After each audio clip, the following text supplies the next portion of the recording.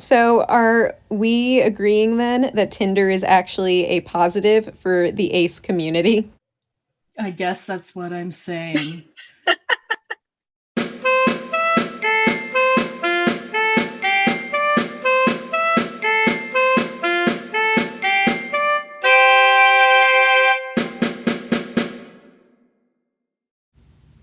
Welcome back to Ace Chat. I am Marissa, and today I am sitting down with the founder of Ace Author Chat, who is also a mother, demisexual, and wearing an awesome shirt that complements my own, Lacy. Thank you for being here today, Lacy. Thank you for having me. I was really excited when you messaged me because I thought, oh, what a great kind of expansion on some things I had thought about doing but didn't have the energy to pursue.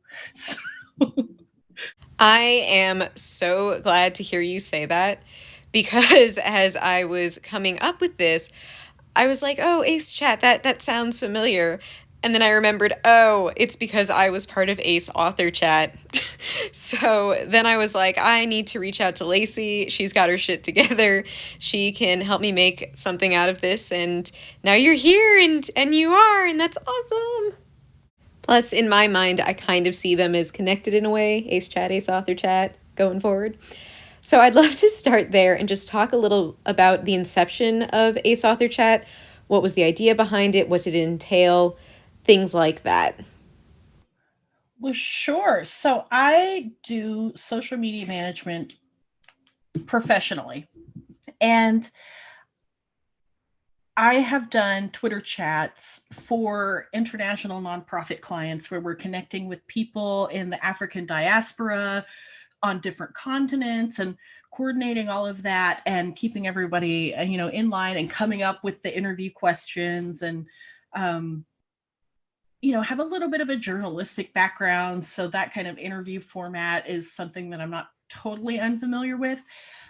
So when they were having Ace Week, and I'm, in the writing community on Twitter, and I thought, I know a lot of Ace writers on Twitter, and I'm like, I should, try to wrangle them together for a chat during Ace Week.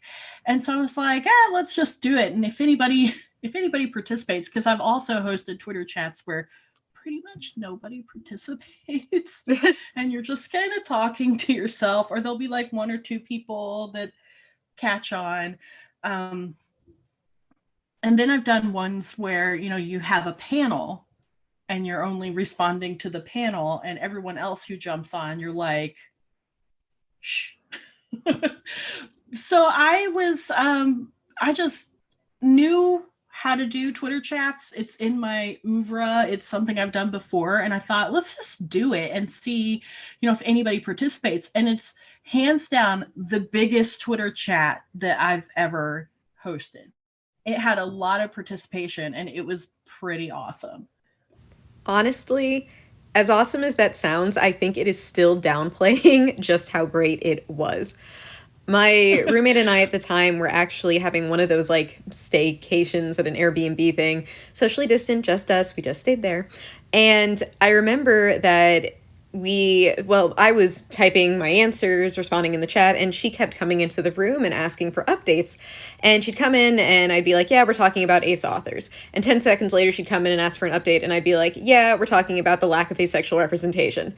10 seconds later, she'd come in and it was complaining about something else ace or excited about something else ace. And I had never seen something like that before. The whole community coming together, everyone just so excited to be there and so engaged. And again, she came in another 10 seconds, had another update every single time. It So was a lot to keep up with. Like the windows were just but of course, being a social media manager, I have like third party apps that I know how to use where they kind of uh, keep better track of hashtags and things than maybe Twitter native would do. So I've got tricks up my sleeve. tricks or not, you still had COVID that day. And You were still able to put this together. Meanwhile, I did not have COVID and I was having trouble keeping track and keeping pace. And I mean, it was the best kind of trouble to have, though, right? Because, like I said, I just felt like we were all together, we were all so involved in this. But I think you deserve a few pats on the back for your part in this when you were sick and when it was this big, this amazing. So all that to say, thank you, Lacy, on behalf of me and also the ACE community and all the ACE authors. Well, you're welcome, and I'm hoping to make it a yearly event during ACE Week. And I wanted, I we talked about our aspirations to do some more things. Like I kind of wanted to get people like on a Zoom chat during, to kind of supplement, like before the chat or after the chat, to kind of rehash what we'd already talked about. I wanted to get people like do some video work with it. And at the time, I just didn't have the energy to do it. And I think I kind of remembered the ACE week was coming. I think I put it together in like a week. An entire week, huh? Well, let me tell you what I don't get accomplished in a week. That. I am just still floored. I think it was such an important event for the ACE community, and we don't have many events like that, which is actually why I want to switch gears really quickly and talk a little bit about International Asexuality Day. It's coming up April 6th. Hopefully this video comes out before then. You and I, before this, were talking about making podcasts and how we don't always know how long it's going to take.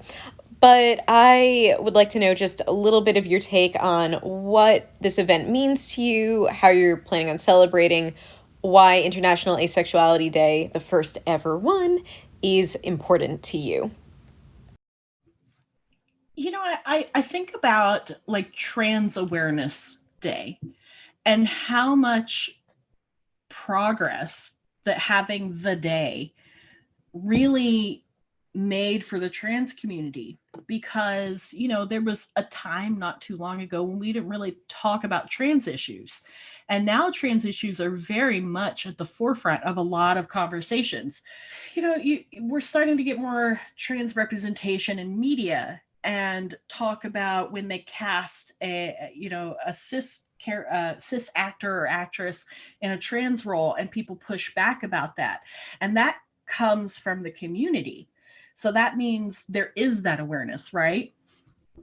So I don't know, because I'm not part of the trans community, how much of that awareness really came out of the days being organized, and how much of it came out of just pride and an LGBT community becoming more progressive in their stance on trans issues. But I feel like the day certainly didn't hurt anything.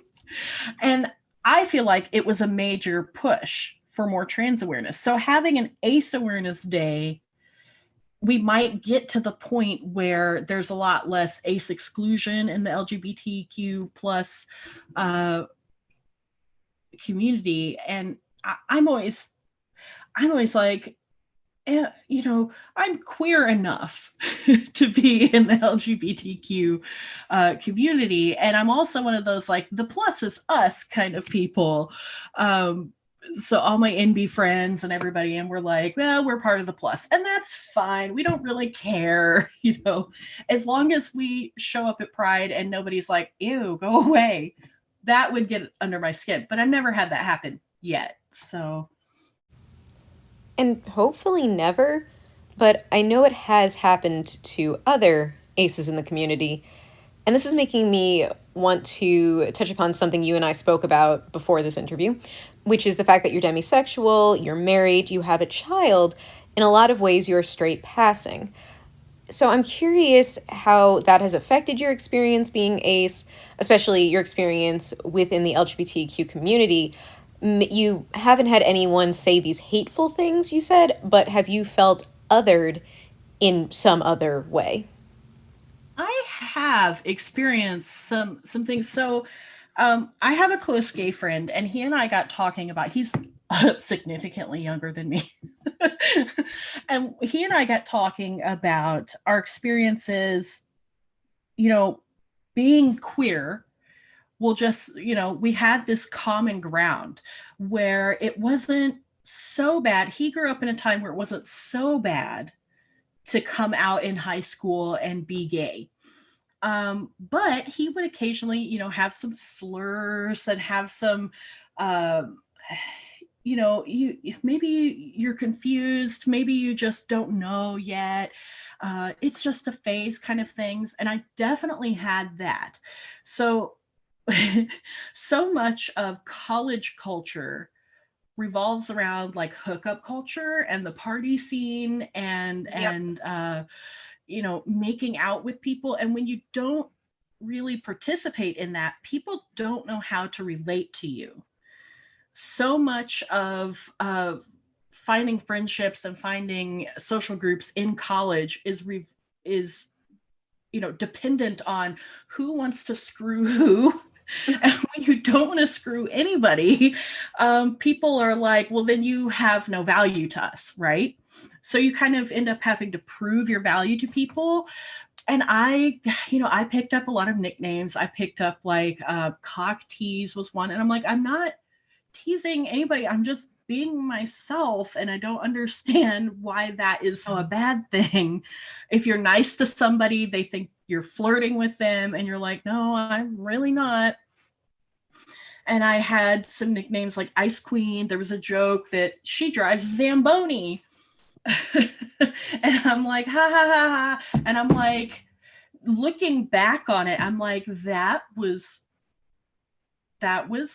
those were slurs, prude.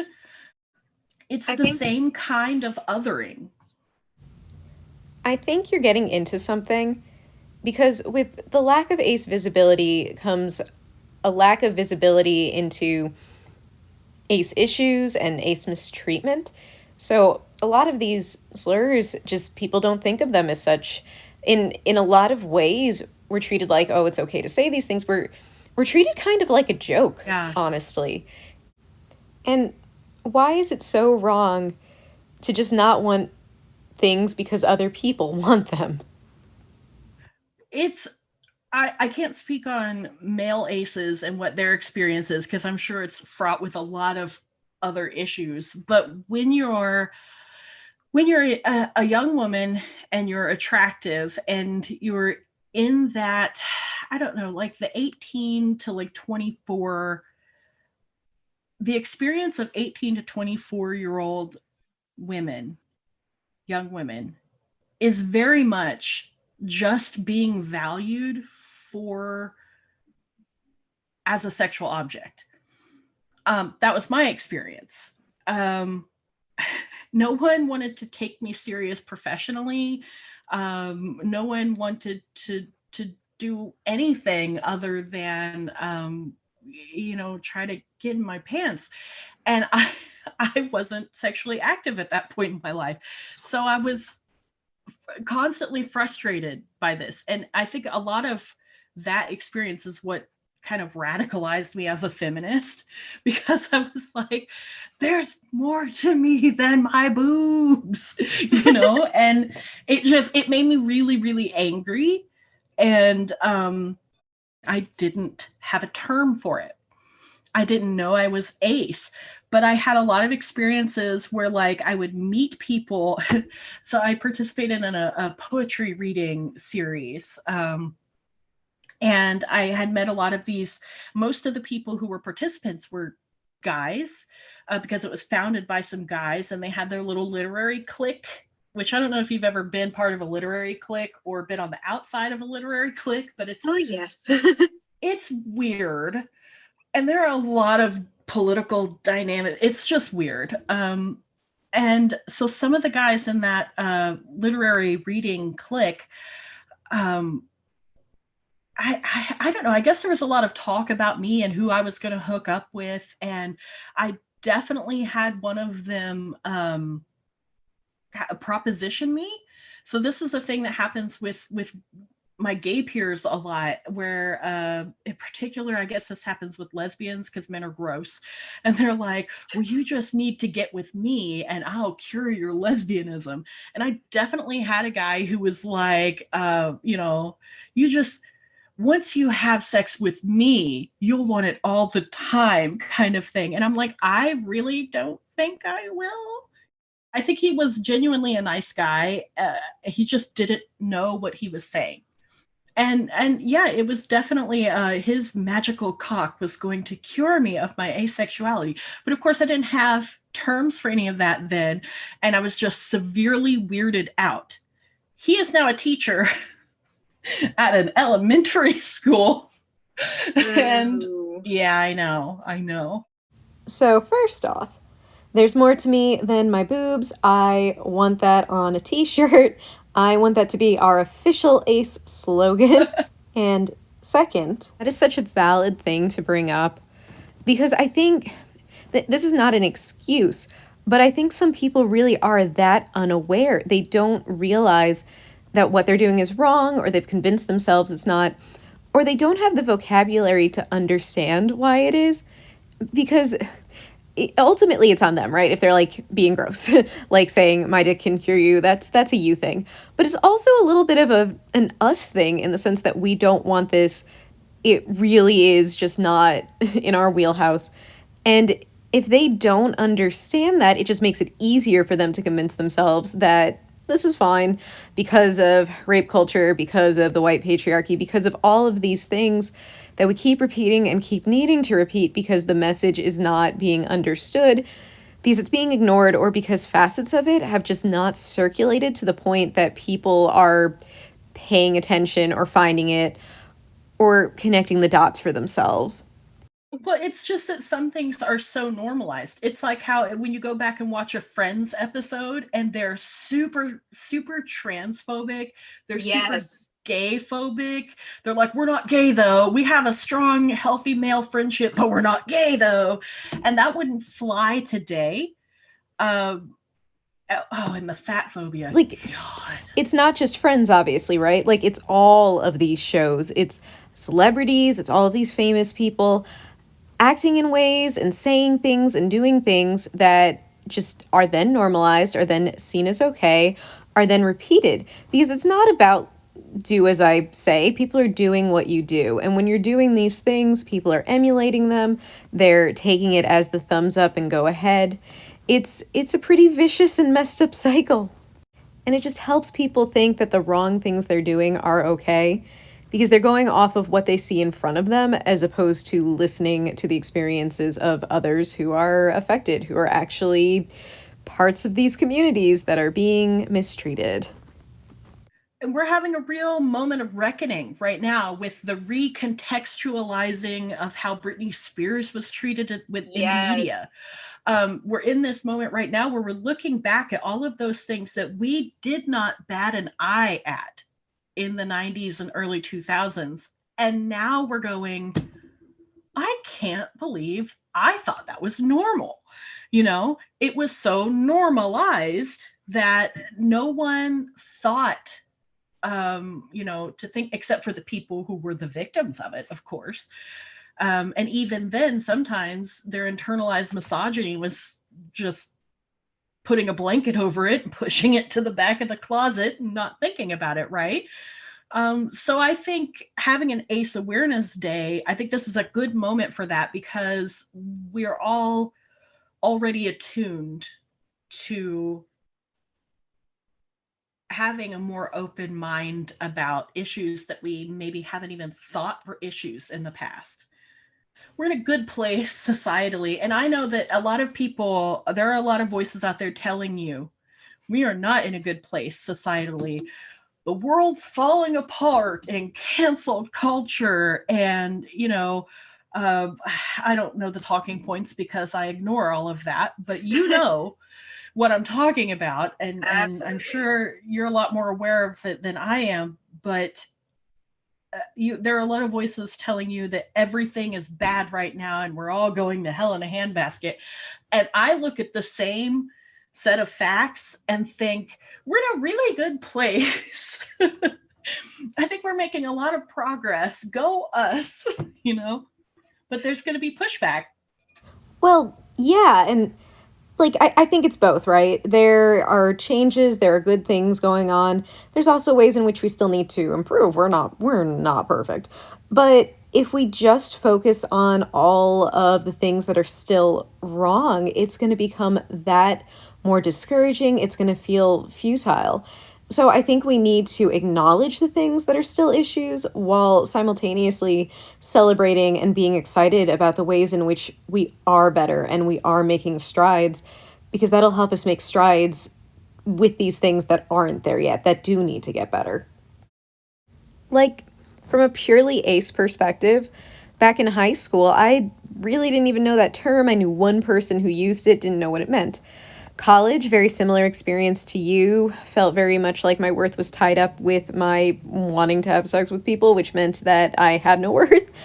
And it is both disheartening and heartwarming. Disheartening to see how it was, heartwarming to see where it's going. I've had people reach out to me about Ace Chat, people talking about finding a community, about being able to come out, about knowing what it is. And so, yeah, it's not perfect, but I don't understand how people can't see that there are things improving and use that improvement to propel further growth and improvements. They perceive that things being better for other people is detrimental to them. Yeah, it's not a pie. Someone else getting a bigger piece doesn't mean that you get a smaller piece. Everyone's going to be okay. But yeah, that's definitely part of where some of that pushback comes from. But And honestly, we're already questioning ourselves enough without their help. So like just leave it to our own insecurities, you know? you have to, you constantly have that question in the back of your head. Am I ace enough to speak on ace issues? Did I go through enough of the ace experience? Because a lot of the people who are in the ace community now are young. They might end up married at some point. They might end up with a couple of kids. And so a lot of the times they may say, no, that's never going to be me. And I'm like, I said that. I remember being where you are now, but I didn't have the terms to describe it. And I think, if I did have the terms to describe it, would I have kept dating? Would I have gotten engaged if I would have been able to point to something and be like, well, I'm asexual, so you don't want to, mess with me, But when I think about that, that's also kind of what I did with purity culture in the Christian culture. I was like, well, I'm kind of committed to my relationship with my religion, and I don't really date and stuff. And so probably would have ended up the same, even if I would have had a term to apply to myself. But yeah, I mean, it's all really complicated. Agreed. I think you're getting at this really important point, though, about the nature, or the dual nature, rather, of labels. This idea that they can help you understand yourself, can help you know how to explain yourself, but can also confine you, can make you feel like you're not ace enough if you don't do this, that being ace means doing XYZ, not doing ABC. But something you said that was interesting is that even if you had had this label earlier, you think you would have wound up where you are. So as a final question, well, as a second to final question, because I always end on like a silly, dumb one, I'm wondering if you have any advice to people who are currently struggling with their label, figuring out how to embrace it while still being true to themselves. How do you go about doing that? Yeah, that is a really good question because, when you're participating in the ACE forums that we have, one of the most common things you see is people who come into the community maybe for the first time, and their first question is, am I ace? Let me describe myself. Or I always thought I was ace, but then this happened. And am I not ace anymore? And you're like, you know, I have had this conversation so many different times where you're like, there's no one way to be ace. There's no one way to be gay or bi. I think we have a lot of similarities with the bi community because, bi people, especially this is a really specific case, but especially bi people who are also non-binary, because they're like, if I'm feeling more femme and attracted to a woman, does that mean I'm lesbian now? Or if I'm feeling more masked today and attracted to the same woman, is that a straight thing? So I have a lot of aces who, will post on certain forums and be like trying to understand themselves and trying to get advice from other people. And you just have to tell them, like, there's no one way to be ace. There's gray ace and there's demisexual, and you can have a crush on a movie star and still be ace. You can have a dream about Tom Hiddleston. I don't know why anyone would, but the like hot celebrity dreams are always the funniest conversations, because I had like this really weird dream one time. I have a thing for like I have a type, which is maybe like a weird thing for an ace to be like, I have a physical type that I'm attracted to. Aesthetic attraction. Aesthetic attraction, yeah, and it's like specifically like very dark hair, dark eyed people like you. Aww.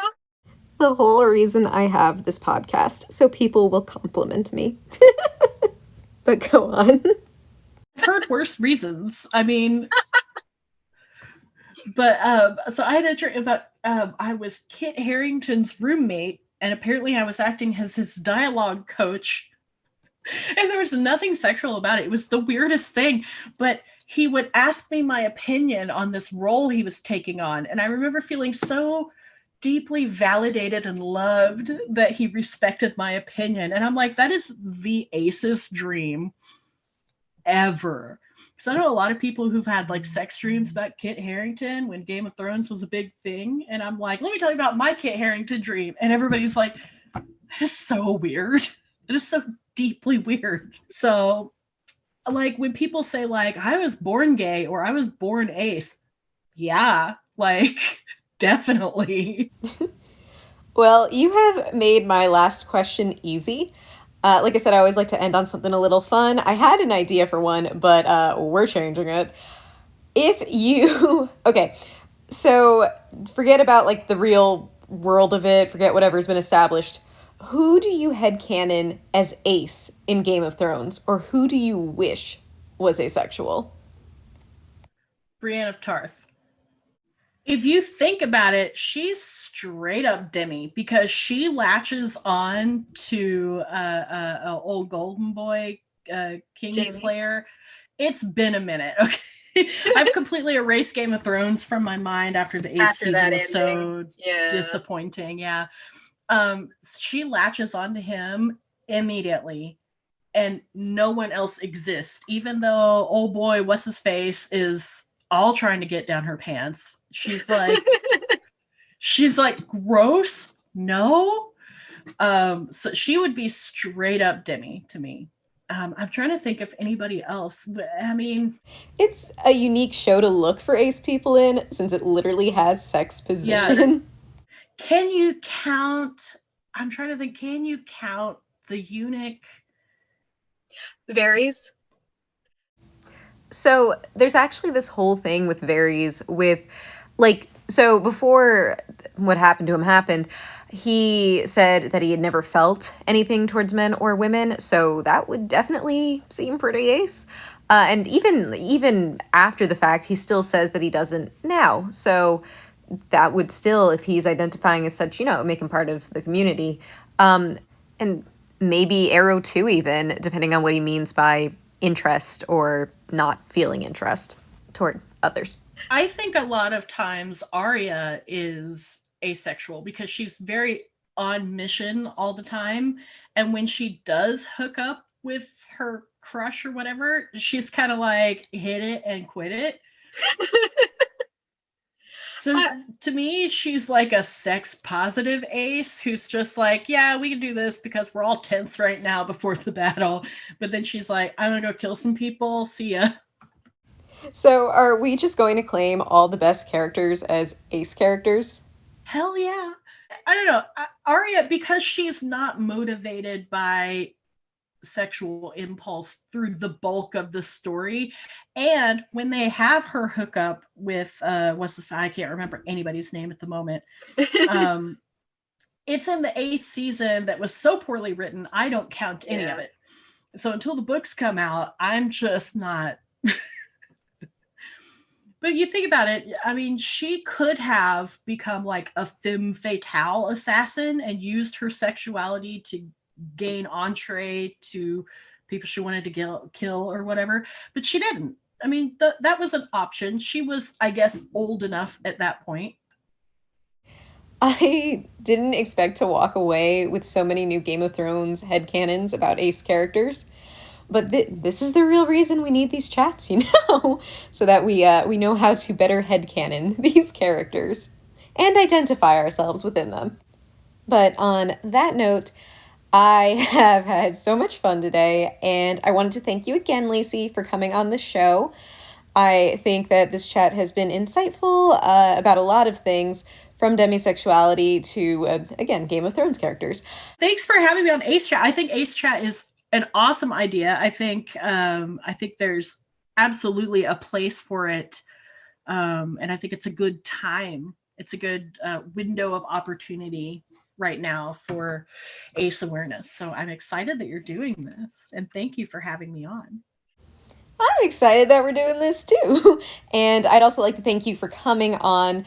Very much admire the work you've been doing. Very much excited to see where your work goes, to see where Ace Chat goes. So you guys heard it from Lacy. Make sure to check back for new episodes of the podcast. Follow us on Insta, link below in the comment boxy thing. Also, make sure to check back in with other Ace creatives like Lacy herself. And if you would like to reach out to us, join the chat, join one yourself, reach out to acechathats@gmail.com. This has been Ace Chat, and thanks for chatting with us.